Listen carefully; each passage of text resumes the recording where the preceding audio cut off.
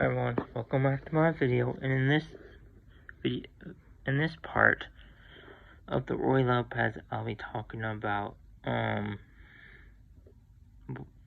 this is part 2, basically, is what I'm trying to say.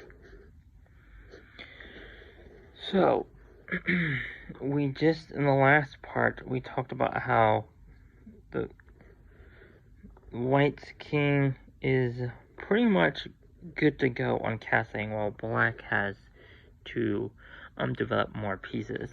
As because White has developed 2 pieces, while Black only has developed a knight. So now in this video, we're teaching more about it. So here, you may think that it's best to take the knight. Okay, so let's talk about that. So with that, you might think, because I want to take the knight because it's a strong piece. It's adding protection to the central e5 pawn, which you are right, but because there's already protection by the d6 pawn, Black's knight is a weaker piece because of that.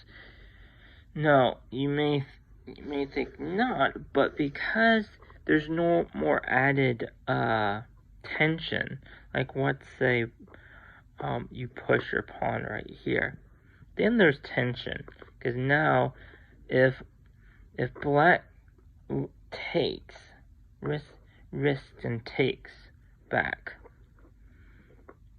and White captures with the knight, then this knight is pinned, and because there's now tension on the knight can never move because it's in check.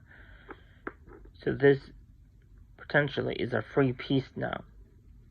So the only option for Black now is to play bishop to d7. Because now, if we try to take and be greedy and take another piece, then Black can capture with the bishop and keep the pawns there and not double their pawns. Black can also capture with the pawn, but what good does that do? That messes up your pawn structure, because doubling a double pawn is a weak pawn. Now you may think in this instance, it's not really considered weak because the queen is defending the c7 and the bishop is defending the pawn on c6, which is right, but it's still doubled, because once you add pressure, then it becomes essentially weak. So here, if we go back, this knight here that you would think is a stronger piece, it is not. And for that case, it's important to note that you do not want to take that knight. You want to put pressure. So the best move for White is to actually move your pawn here to d4. So now we're threatening to take the pawn. Alright. For Black, in this case, this pretty much, has nothing to do, maybe, with the Roy Lopez, but I think it does. And maybe it adds a twist here. The best move for Black here is to push the pawn. Push the b7 pawn, because now it's threatening to take. So now our only move is to move our bishop back, or your bishop back if you're White. And here,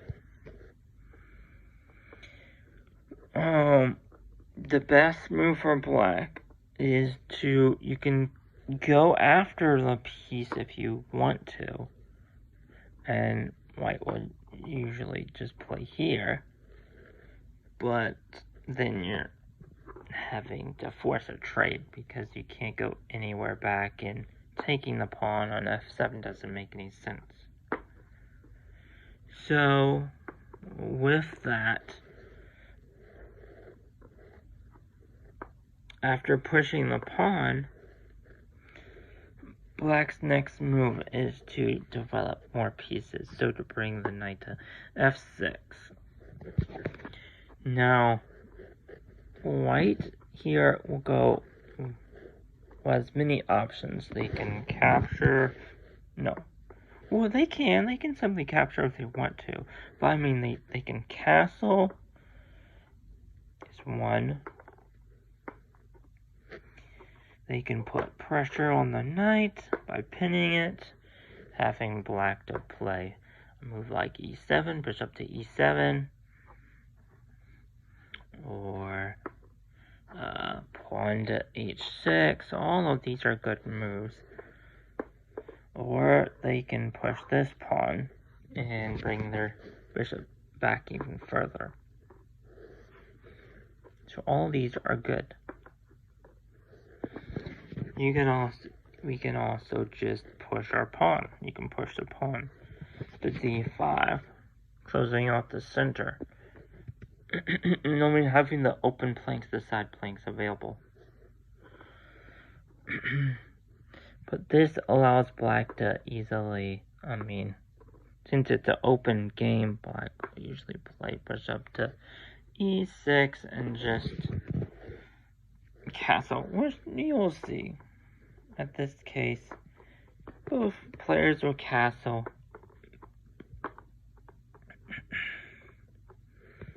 And here,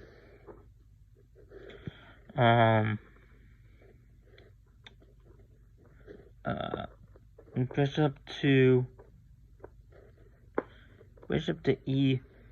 e3 looks pretty good, because now black has to be careful because they can't play the move, can't move their knight inward if they do that. So let's see here. Oh, it's right here. Okay. So yeah, here, obviously black has to move their, the piece. So this would be good. And that wouldn't be good. So the best thing is to play the knight out to a5. From here, white has a couple moves again. They can push this guy here and push the knight back even further, and now the knight is kind of really stuck.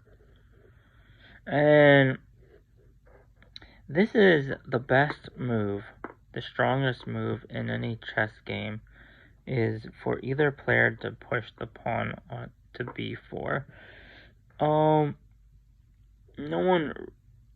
No one really knows why it's that strong, but there's so many other ways to take advantage. But one way is that it puts pressure on the side plank, on the A column, because now even if black decides to push, we don't really have to take. We can leave that there. And also, this weakens the B pawn. So a move like here would be good. Knight to a3. Now, you may think this is kind of a bad move because black can simply take, but again, if they do that, then we can take their pawn here on b5. So it's kind of like a trade.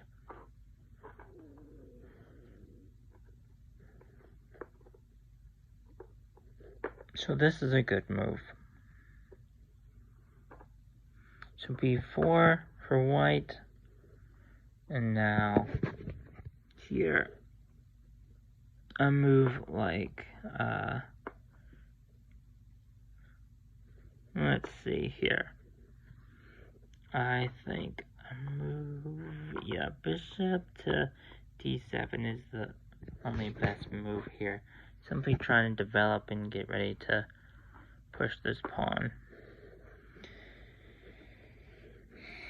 And now white can push this pawn if they want to, because if black decides to get greedy and take, well, you can just simply take back. And now our bishop is defended. And now they can simply trade down if they want to, which would be good. But